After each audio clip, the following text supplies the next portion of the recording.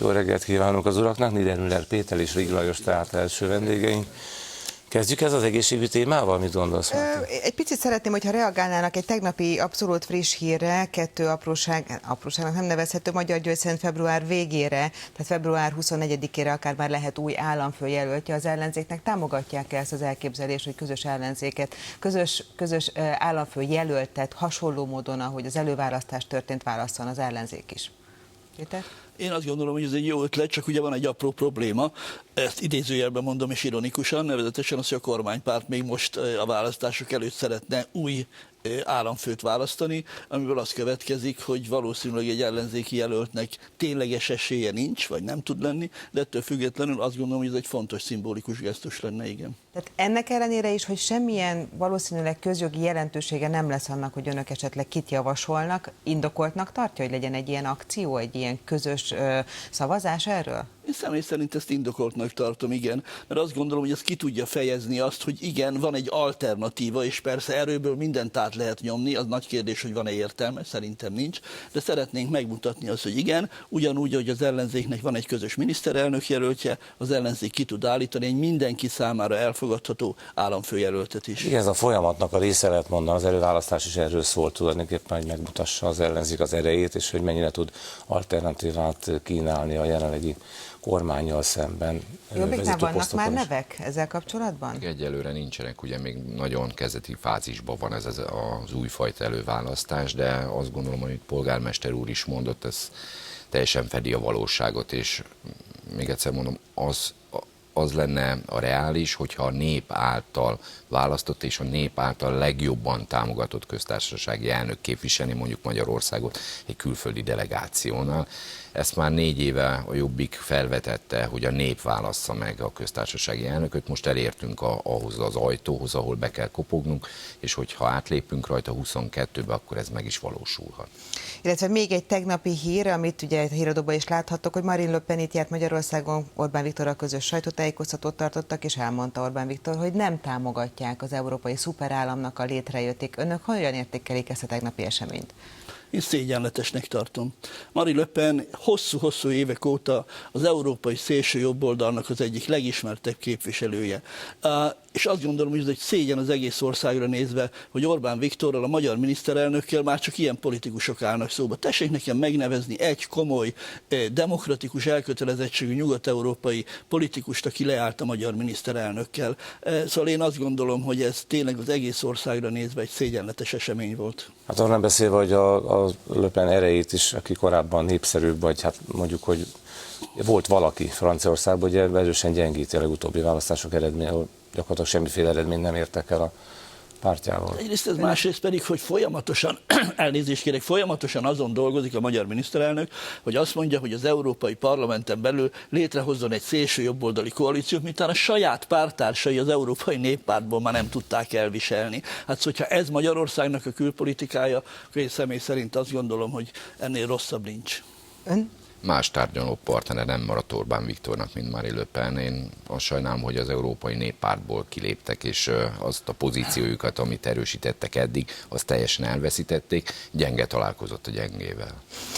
Akkor nézzük azokat, amit már említettünk az előbb itt a néhány perce, hogy egy neves közgazdászok, egészségközgazdászok arra jutottak, hogy akár 15-20%-kal kevesebb daganatos beteget is diagnosztizálhattak a járvány miatt, a koronavírus járvány alatt. Kásler Miklós ezt cáfolta, ezzel szemben ön a saját közösségi média felületén hasonló típusú figyelemfelhívást tett közzé, kiegészítve azzal, hogy az Ajkai Kórházban például hetek óta nem működik a CT-gép. Mit lehet tudni, mennyire lehet tisztán látni a két állítást, szöges ellentéte egymásnak? Azért az elmúlt időszakban azt megfigyelhettük, hogy Kásler Miklós mindent cáfol, ami akár az ellenzék, akár közgazdászok, egészségügyi közgazdászok, egészségügyi szakemberek állítanak, mondanak, tényekkel alátámasztanak, de ilyenkor mindig szembe jön a durva valóság, és a durva valóság az, hogy olyan diagnosztikai eljárások maradtak el, akár a gépeknek a meghibásodása miatt, amely életekbe is kerülhet, hiszen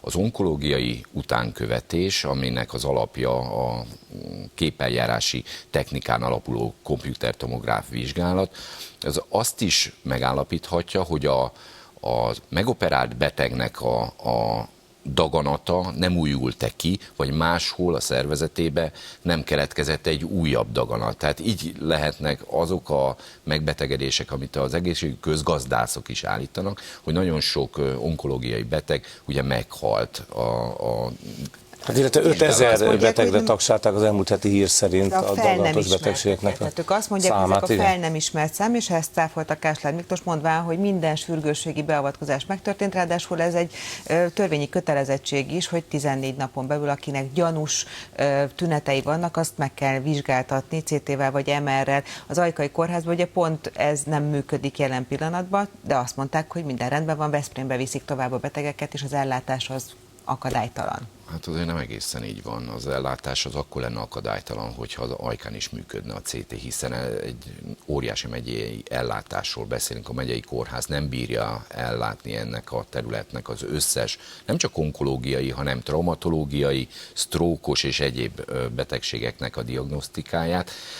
Ez az egyik. A másik, amikor létrehozták az országos kórházfőigazgatóságot, és levitték megyei szintre, megyei kórházfőigazgatóságot hoztak létre, akkor az indoklása az volt, hogy meggyorsítják a folyamatot, egy kézbe legyen a megye irányítása, és így áthidalhatóak lesznek azok a bürokratikus rendszerek, amik eddig megvoltak. Na most az Ajkai Kórháznak a CT ügyébe, ez már körülbelül 3 hetes ügy, hogy elromlott ez a CT.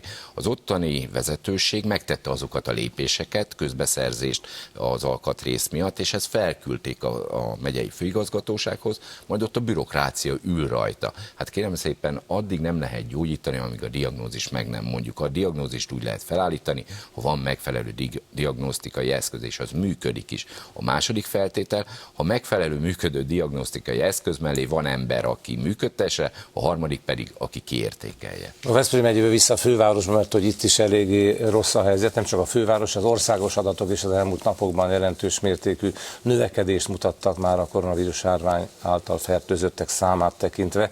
Épp ezért szigorít a fővárosi önkormányzata a koronavírus járvány terjedése miatt az idős otthonokban, a tömegközlekedési eszközökön pedig ajánlott lesz a maszk viselése.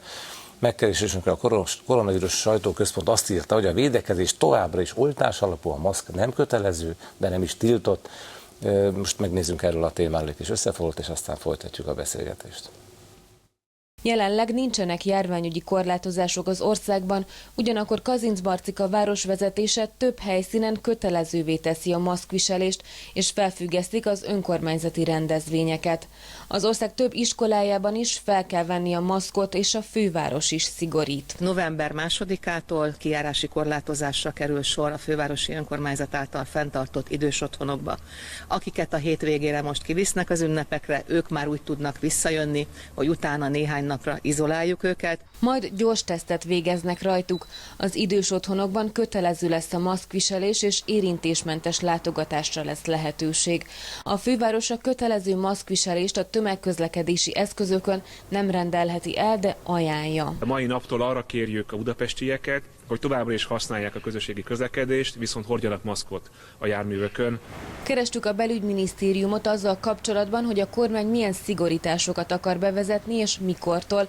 Kérdéseinkre a koronavírus sajtóközponttól kaptunk választ. Azt írták, a 4. hullámban oltás alapú a védekezés, nem szeretnének senkit sem korlátozni, a mindennapokban a maszk nem kötelező, de nem is tiltott. Ez nagyszerű dolog ez az oltás, de hát ugye már benne vagyunk a járványban, és a számok nem azt bizonyítják, hogy jobb lenne a helyzet, mint tavaly ősszel. Ez a kommunikáció nesze semmi fog meg jól kategória, tehát nem tiltjuk, de nem is támogatjuk. Ez a lehető legrosszabb. Nagyon sok önkormányzat azért élt azon jogával, hogy a szűk környezetébe látva a járvány terjedését, a fertőzöttek számának az emelkedését, maga hozta meg a maga intézkedéseit, és az előző részbe is, én azt gondolom, hullámba, akkor is nagyon jól védekeztek az önkormányzatok, és lépéselőnybe voltak a kormányhoz képest. Most a főváros épp ezért döntött úgy, hogy nem kötelezheti például, hogy a tömegközlekedésen az emberek maszkot hordjanak, csak ajánlhatja az ajánlásnak. Van bármilyen hatása, mit gondolnak? Én azt gondolom, hogy igen. Tehát ugye először is azt gondolom, hogy ez egy teljesen értelmes javaslat, hogy ott, ahol sok ember van együtt, és tudjuk, hogy a tömegközlekedés az ilyen villamosok, autóbuszok, hogy ott az emberek hordjanak maszkot. Szerintem ez nem egy olyan típusú megszorítás, amit ne lehetne követni. Én nekem ugyan nincsenek olyan egészségügyi ismereteim, mint képviselő úrnak, de én ezt teljesen normálisnak tartom és támogathatom. Hát a számok is igazolják, nem? Mert a tavalyi számokhoz képest még rosszabbul is állunk, ha ugyanazokat az időszakokat nézzük. A fertőzések száma az magasabb, de a súlyos esetek száma viszont még kisebb, de erről majd Liszkiewicz Júliával is beszélünk. Viszont a önkormányzati szinten mit lehet akkor tenni? Van bármi eszköz az önök kezében? Hát ugye nyilván például az idős otthonok, ugye ezt már mi is Erzsébetvárosban így kezeljük hosszabb ideje tulajdonképpen. Nyilván el lehet gondolkozni azon, hogy önkormányzati rendezvényeket tartunk-e, vagy nem tartunk. Tartanak? Vagy nem nagyon tartunk ilyet. Nem nagyon, vagy igen, az tehát megszűnt az, hogy lesz bármilyen rendezvény? Tehát ugye csak mondani akarom, hogy például törvényi kötelezettség az, hogy tartsunk novemberben valamikor egy beszámolót a lakóknak. Meg kell látni, hogy novemberben hova fejlődik a helyzet, hogyan, milyen formában tudjuk ezt megcsinálni, de olyan rendezvényeket, ahol sok ember van, azt már az elmúlt hetekben sem tartottunk, és most sem tervezünk ilyeneket. Például az október 23-ai ünnepséget is nagyon szűk körben tartottuk meg, pontosan ezért. És hát nyilván az nagyon fontos, hogy az időseket az idős otthonokban védjük. Ha már az egészségügynél maradtunk, azért van egy nagyon fontos, amit szintén ön tett közzé a közösségi felületén, hogy a kórházak likviditási helyzetére hivatkozva több osztályon is megkezdték a pótlék elvonásokat, erről számolnak be az ápolók. Mit jelent ez a gyakorlatban? Mennyivel, mekkora összegről beszélgetünk? Ez pont a kormányzati kommunikáció az ellentéte, megint szembe jön a valóság, és nővérek akár intenzív osztályon, akár más osztályon dolgozók küldik el ezeket a problémáikat. Ez, hogyha egy főiskolai végzettséget veszünk alapul, aki intenzív osztályon dolgozik, munkanapi 8 órába, az elérheti a nettó, és most nettó pénzekről beszélünk, 100-120 ezer forintot. Tehát a kormány, amikor... Amivel ennyivel kevesebbet, tehát ennyivel nettó 100-120 ezer forinttal visz kevesebbet most, hogy aláírták az egészségügyi jogviszonyról szóló új... Közben béremelésről az garantálta, hogy az alapbérük nem változik, viszont a kórházak, akár pluszba, mínuszba, a pótlékokhoz hozzányúlhatnak, ahogy hozzá is nyúltak akár orvosok, vagy a nővérek tekintetében, és ezért lehet ez az összeg, és ez így magába foglalja azoknak a státuszoknak a támogatását is. Ugye vannak üres, betöltetlen státuszok, ezért a nővérek a plusz feladatellátásért kaptak plusz juttatást, és ezek hiányoznak a mindennapi jövedelmükből.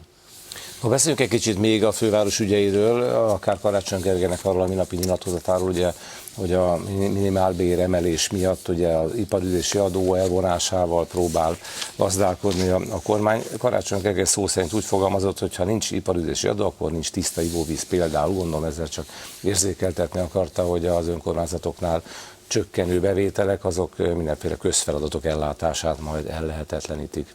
Hogyan látják ezt például az önök kerületében, és akár milyen következmények lehetnek? Ugye itt nagyon kell vigyáznom, hogy óvatosan fogalmazzak, mert itt tényleg olyan esztelen javaslatról van szó azzal, hogy a helyi iparüzési adót el akarják vonni, amire nagyon nehéz racionális érvekkel válaszolni.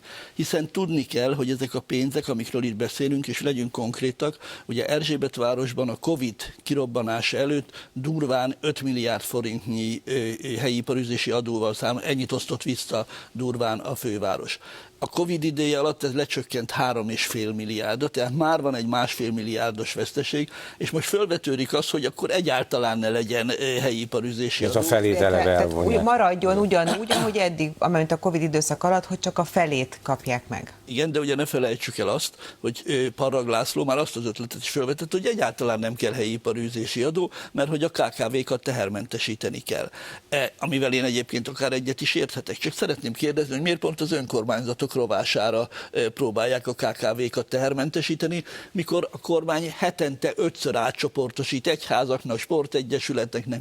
Hát miért nem csoportosítanak át máshonnan pénzeket? És látni kell, hogyha tényleg csökkentik a helyi iparüzési adót, vagy elveszik netán, akkor nem lesz útjavítás, nem lesz óvodafelújítás, nem lesz semmi. Mert egyszerűen az önkormányzatoktól már mindent elvettek, most még ezt is elveszik, akkor bezárhatjuk a boltot. Alapszolgáltatásokat ki tudják gazdálkodni? Lásd, ivóvíz, szemételszállítás, a szociális ellátásoknak a biztosítása, az működőképes maradhat? Hiszen, hogyha elveszik az iparűzési adót, vagy folytatódik ez, akkor ezek is veszélybe kerülnek. A főpolgármester úrnak teljesen igaza van, addig fog menni ez a cirkusz, amíg egyszerűen nem fogjuk tudni elszállítani a szemetet, nem fogunk tudni takarítani az utcán, mert nem lesz miből takarítóeszközöket vásárolni. Szóval ez egy olyan mértékig szűklátókörű, és elnézést a kifejezését, de ostoba intézkedés, hogy tényleg nagyon nehéz erről higgadtan beszélni.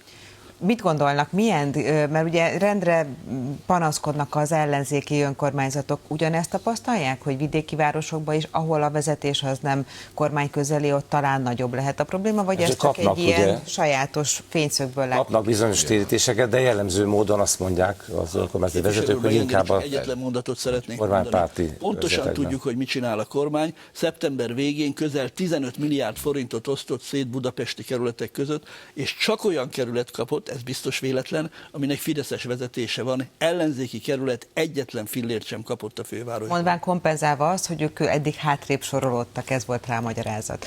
Visszatérve?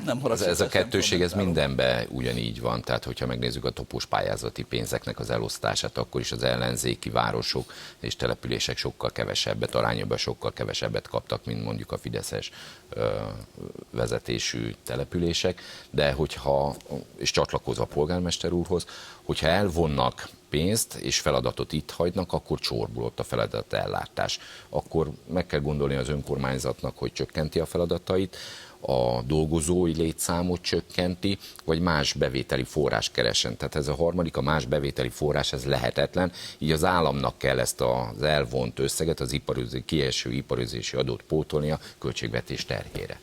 Köszönjük szépen, Köszönjük, folytathatnánk még, ma reggel. ennyi időnk volt már. Szép napot önöknek. Öröm.